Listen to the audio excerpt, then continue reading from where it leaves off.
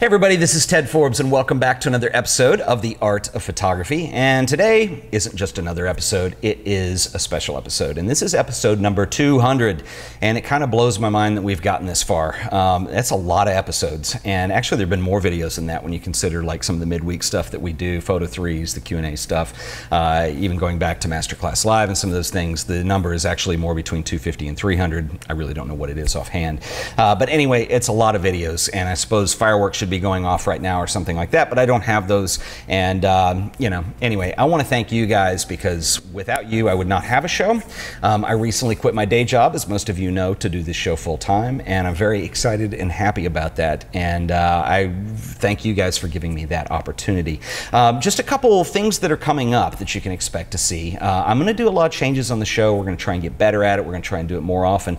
So far I've hesitated to do too much at one time on that because I don't want to create a situation that's not sustainable or it's not right for the show. So I'm introducing things slowly as we go. And behind the scenes, I've been working on, expanding this with partnerships and other things that would allow us to do more with the show. Two things that are coming up that I want to go ahead and tell you about that are really cool is, first off, we have, I will be in New York in September, and I will be there for an event on the 15th. I would love to do a meetup. We've done meetups in New York before, and I think that would be really cool to do, so stay tuned and I will have more information on that as it becomes available. The second thing I want to talk about is Atlanta. Now, we did an episode a few weeks ago on Win Bullock, and Win is an amazing photographer, and we've had a lot of success with that. A lot of people said that they really enjoyed his work, and I had a few emails from people reminding me that there's a show at the High Museum in Atlanta going on right now, and a lot of things happened. Win Bullock's daughter actually saw the episode, and she sent me a really nice email. We talked about that a little bit, and she invited me to come to Atlanta. Now, unfortunately, having left my job recently, and we're starting a new business here, I have to be careful with expenses. And I made a comment about that on a show. Well, a gentleman by the name of Brandon Pyers stepped up to the plate. This is a gentleman who lives in Australia, and he has actually made it possible with funding for me to go do this. So I will be coming to Atlanta, and this will be in October, and I will have more of an announcement when this is coming up.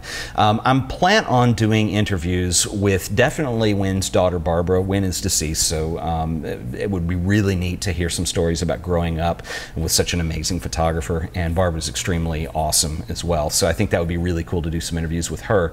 And then also I want to try and get Brett Abbott, who is the curator of photography at the High Museum, to do an interview as well. So hopefully we'll have some newer stuff. We haven't done a lot of interview stuff ever on the show, really, and so I think those would be really cool to have on here, particularly as we're talking about photographers that a lot of us enjoy. So anyway, so that is coming up. We'll do a meetup as well in Atlanta, and a big shout out and special thanks. Everybody needs to thank Brandon Pyers because he's an awesome guy, and he has made it possible financially for this to happen. So I'm really excited about that. And Brandon, I'm humbled, and thank you so much for funding this. So those are some things that are coming up. Now, let's get on to episode 200 today. For this episode, and I told you a couple shows ago that I'm changing gears here, and one of the things that I want to do is I want to do a creative process type thing. This has been another very requested topic for the show, is taking everybody through the entire process, start to finish, from conceptualization to hanging a print, essentially, of a body of work or a piece that I could actually do that you guys could see that whole process on. So I'm going to start to share that with you today. Now, right now it's conceptual in nature, and what I'm doing this for is, I have mentioned that the building that I do the show in every week, my studio is in, this is an old cotton gin. It turns 100 this year, and it's really cool. We have a great community in the building. It's a very artistic community, and a couple people have stepped up and they want to do an art show to commemorate this, and they are combining this with some local history stuff, and we're going to talk about the history of the building and have a big party and a show that stays up for a couple months with a closing party, and it's going to be a lot of fun, and I obviously want to participate in this. As I've mentioned, the last couple years, having a day job and balancing that and doing this as a photography show have been difficult. And one of the things that's definitely suffered is I haven't been shooting a lot of photos myself, and I start feeling like a little charlatan after a while because, here I am with a photography show, and how can I even call myself a photographer? I'm not doing any work. So this is a big project for me to turn that around. This is something I'm going to document on here and show you guys how I go through that entire process, and we'll see what it comes out as the end. So I'm obviously heaping a lot of pressure on myself here, but I think it'll be be fun. So right now we're in the conceptual stage of this, and I've been trying to think of what I want to do. And there's a ton of space, so I could do big work, I can do small work. And I think what I've arrived at here conceptually is I want to do something that ties in with the building. Now, one of the things that I love about the building where my studio is I mentioned the community aspect of it before. There's a lot of wonderful people that live here, and a lot of them that are very good friends that I've come to know over the years. I've been in this building for 10 years. So that is one of the things I want to start with. And so I had envisioned doing a series of portraits. I think one of the things that's going to be difficult is trying to make that complete. In other words, if I set out to shoot portraits of everyone in the building, that may or may not happen because October is going to be kind of the deadline here, so we need to get cranking before then. So anyway, so that is part of the thing. So we'll get as many people as we can, and I'm going to do individual portraits, so this will be displayed as a group. The other thing I want to do is I want to tie this in somehow historically to the building, and the fact that we're dealing with something that's 100 years old, and I've lived here 1/10 of that time, which is really weird to think about, and a lot of these other people have too, and where we fall within that lineage. Now I'm going to kind of start speaking artistically, and I hope this doesn't sound too weird because it's not completely materialized in my mind, but what I want to do is I want to try to introduce some kind of balance between abstraction and reality in doing these portraits, and I don't know exactly how I'm going to execute that yet. I have some reference material that I have that I've kind of found as inspiration, and I'm going to switch over to the computer in a second. We'll look at that. But really what I wanted to start dealing with is how can I do these as portraits where there's a layer of abstraction involved, but they're still obvious as portraits and the people they are. And so I don't have a title for this series yet. I don't know roughly how many works I'll have when it all is said and done. I'm going to aim for like 20-ish. I think there's over 60 residents in the building. It's not huge, but we'll see how many we can get. If I can get 20, I'd be really happy. And we're going to talk about how we organize this and what the next step is and how we go along. And we'll check in on this every couple weeks as part of the show to see how this is going. So anyway, so the reason I want to introduce that layer of abstraction in there and why that's important to do with a portrait is not just to be weird. There really is a reason behind it. What I want to do is I want to artistically kind of show that the building is made up of the residents who live here, and that community is the aspect of it. But it's part of a bigger picture, and it's part of a lineage, and we don't represent that entire 100 years. So that's why I want to abstract it just a little bit. So, you know, maybe it's not so personal as, like, you know, you see someone's image and you know exactly who that is, and it's a cute picture of them smiling or something like that. That's not what I'm interested in. What I want to do is I want to show the personality in the image, but I also want to reduce that by a layer of abstraction in it. And so I know this is a little weird right now, and I think this is best if I will break over and I'll show you some images that I've been looking at and how it's not definite how I plan to execute these yet. I'm going to do some test photos first, but what I have in mind. So let's go on over to the computer and let's have a look. So I want to share with you guys where I am right now, and I'm just going to be upfront right now that this is very crude. This is very early in this thought process still, but that's the whole idea, is that I'm sharing this process with you, and this is what people have asked to see. And I think this is sometimes the hardest part. It is for me anyway. When you're creating work, is, you know, getting started when you're dealing with conceptual, you know, photography in this case. And so just in some of the research that I've done, I want to share a few things with you. For whatever reason, you know, certain things just come to mind, and I really don't know why. But one of my favorite artists of the 20th century is, in 21st century now, is Gerhard Richter, who's the famous German painter. What I admire the most about Gerhard is not only is he extremely good, but he is extremely good in about 3 distinctive styles of painting. He does these color abstracts. He does these paintings where actually he's pulling paint across the canvas, and I mean, he just does these amazing pieces. But in an interview that I saw at one time, and I don't remember where, with Richter's, he was talking about his relationship with photography, particularly his early work, and he was always saying what impressed him and why he went towards photography as an inspiration. And here I'm doing this backwards with Richter, but he drew photography as an inspiration because photography was one of the few mediums that could show reality but had a depth of field to it, and so there was this sense of things being in focus or out of focus. And traditionally, historically, with paintings, particularly past masters kinds of things, everything is always in focus, which is not how our eye sees things and not how our camera certainly sees things. But Anyway, there was a series of prints that Richter did, and this is one called Betty, this is actually a painting of his daughter that looks identical to a photograph. And one of the things that Richter was able to do was to adapt into a painting style those out of focus areas. When you get right up on top of this, you can see that it is indeed a painting, but from a distance, that's not how it looks. There was also a series of candles that he did, and I mean, these are just beautiful. Again, same thing, drawing something that is out of focus, the blur of the glow of the light where you see the fire on top of the candle. But in particular, there was one piece by Richter that, I've always found inspiring, that's always stuck with me when I first saw it years ago. And this is a portrait that he did of Mao. And what's interesting to me is, and the version I saw, I believe, was a print, but once again, this is completely out of focus. It looks like the lens was just knocked out of focus, and it looks like a photograph. This is a really unusual style to see somebody paint in, with this type of, I'm going to call it realism because it looks real compared to what we know as being a blurry photograph. And, what amazes me even more than that is that, the first time I saw this, I knew it was Mao. It's not in focus, but there's still something that our brains interpret when we go into abstracts that remind us of certain things. And in this case, I think it's very blatant that, even though it's abstract, it's out of focus, we can still see that this is Mao. And there's something identifiable about just when you reduce it down to shapes and shadows and contours that you still make something recognizable. And so that's kind of what I'm carrying over, and these are past experiences and observations that I've made, and they're just personal, but the work I found inspiring. And so right now, I know I want to do portraits. I know I want them to be abstract. And so the other thing I've been doing is kind of going through and just looking online and, as dumb as Googling blurry photos and doing an image search to see what comes up. And again, you start to see how we play with abstraction with things that are blurry or out of focus.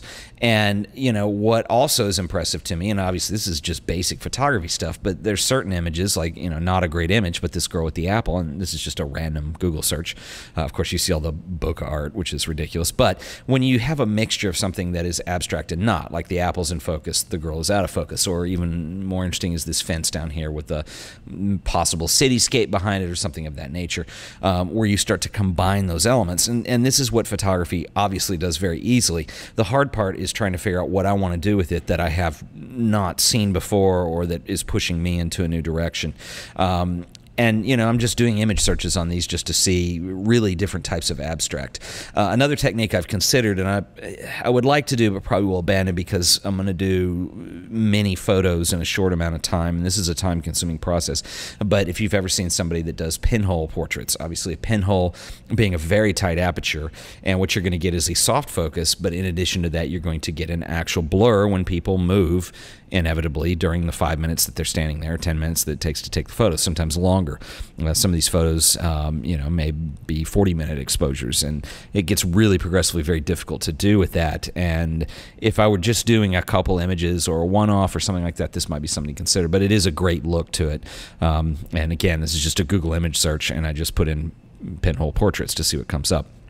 The other thing I did is I went back through over the years that I've been on Flickr, particularly the early days, because I think I was in such a hunt mode at that time for what people were, I was just really interested in what people were doing with photography. It was different. Flickr was new. It was amazing. So I went back through and I pulled up some of my favorites from early on, the early days of Flickr in the 2005, 2006 range. And I found some things that really stuck out to me. And again, this image is very abstract. And what it is it's just a very crude exposure on a paper negative. So this is a possibility too. Again, you're dealing with very low ISO, but you're also dealing with low definition.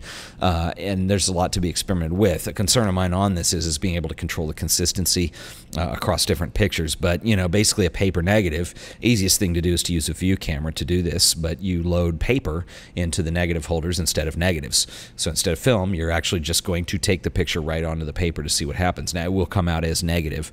I have some paper that will do positive, but, a possibility, and I'm just exploring various ways you can create abstracts. Another great way, another image that I found that uses abstract because you're shooting through some kind of material or texture that is somewhat opaque, somewhat transparent. So in this case, you have what appears to be fogged up windows or dirty windows at least, and then you kind of get a grasp on what's behind it. So another great way to interpret abstraction. What else we got? Another one that's just great. This was I'm not real sure how Tom took these. Wonderful photographer. These are aquarium photos. It's probably just slow exposures.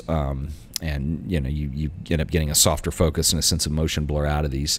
But really wonderful stuff. Again, mixing, and this is way more conventional, I think, than what I want to do, but I'm not sure. We're just researching. So, a wonderful mix of what is real and what is not real. You have an abstraction of the street scene because you can clearly see it's distorted by that texture in the glass, not too much, but and then the clarity of having the fish in front. Sorry, I hit the microphone. So anyway, another couple things. This is my friend Miles, who I've known forever on Flickr, and great shot he did. And this is an older one, but once again we have the out of focused abstraction, but we have these bubbles in the foreground. So something like this that mixes and combines things. So basically what I'm looking for here is I want to do portraits, but I don't want to make them classic portraits. I want a layer to kind of remove them a little bit from reality that gives it a more historic feel to it maybe, or at least a sense, and this is really hard to describe right now, but it's a good exercise to go through it live with you guys. But I want a sense of removing something a little bit from reality, so there's maybe a little bit of nostalgia associated with it, memory art, that kind of thing, where you're conjuring up a little bit of subconscious when you look at these. And this is some of you guys may be sitting here thinking, well, great, he's going to shoot some blurry photos, and I don't know that that's what it is. I'm exploring abstraction, and then I've got some ideas, and I don't want to reveal too much right now, but I'm going to try and do some test shots very soon here, and we'll see kind of what we come up with. And assuming that the test scenario, what I want to make sure is it's something I can replicate at least 20 times easily in a very short amount of time, a couple weeks, and then I think we're going to have a grip on what we can do. Another interesting thing too, and I just thought of this, I didn't prepare this before I started rolling, so forget it. You guys love long episodes, I know. But if you look at some of the recent work that Keith Carter's been working on, obviously I mentioned Keith a lot on the show. He is one of my favorites. And Keith has had some medical issues with his own eyes. And he has done a set of recent work that interprets this somewhat to an extent. And I find these just really conceptual and interesting. And what he's actually doing here is, obviously it's his kind of trademark of already blurring the photo. And one of the things he does by blurring the photo is, he uses a Hasselblad, but it's one of the older ones that has the movements on it. So it's kind of like a large format camera, but it shoots medium. And so actually throwing the standards, so the focal plane shifts, and so you start to get that kind of weird. It's cooler than what the Lens Baby actually does, but it's that kind of effect. But what he's actually doing here is taking the film and scratching it, getting it filthy, treating it with chemicals to try to break it down. And the result here, I love this one, is what appears to be a hawk or something sitting on this chair. You have a hard time seeing what this is, and this is what he's showing you is a representation of kind of what he's personally dealing with some of these eyesight issues that he's having. I think not only these just incredibly intelligent images made by obviously one of the greatest photographers that our generation is seeing right now, but what a wonderful way to kind of, I guess, on one hand, therapeutically deal with this, but also to communicate it. And, having problems with your own vision, being able to scratch up a negative and start to destroy it. And these are printable, because everything is being altered on the negative side. Here's another one that probably looks like it has some chemicals mixed with scratching in it that's started to pull this out. Anyway, the last thing in the world I'm going to do is rip off Keith Carter. I absolutely love his work and adore it, and I think that's one of the things that scares me sometimes is when you're trying to do something that's different and you look too much at work, which is what we've been doing. So that's why I tend to lean more towards general image searches, because the quality will be lower. I'll get the idea I need, and I'm not worried about something I want to copy. But Keith is one of the brilliant greats. Anyway, that's where I am on all this research. Sorry this is going a little long, but I just wanted to give you an overview of some of the thought process and kind of where I am at this point in time. Okay, so that's kind of where we are, in terms of this process right now, is I'm kind of formulating what I want to do. The next step for me on this is, and I'm going to do these this Friday, is I need to do some test portraits, and I want to try a couple different scenarios and see how they're going to work. Because I have a larger volume of people that I'm photographing, and this is a body of work and not just one print, I think it's important to kind of come up with a test of the kind of the look I want to go. So at least I've reduced the number of parameters that I have as I'm starting to introduce more work into the equation and more pieces.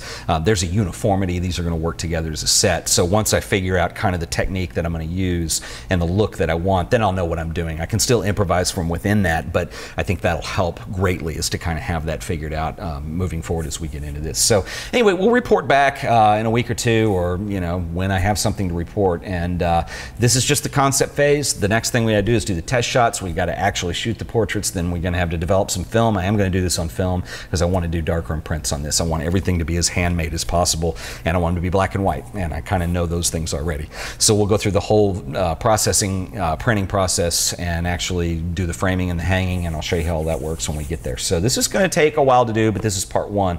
I will put a playlist of this together so you guys, if you're coming in late, you can see all these videos all together, and we'll keep them there for posterity. So anyway, once again, guys, this has been another episode of The Art of Photography, and I'll see you guys next time. Later.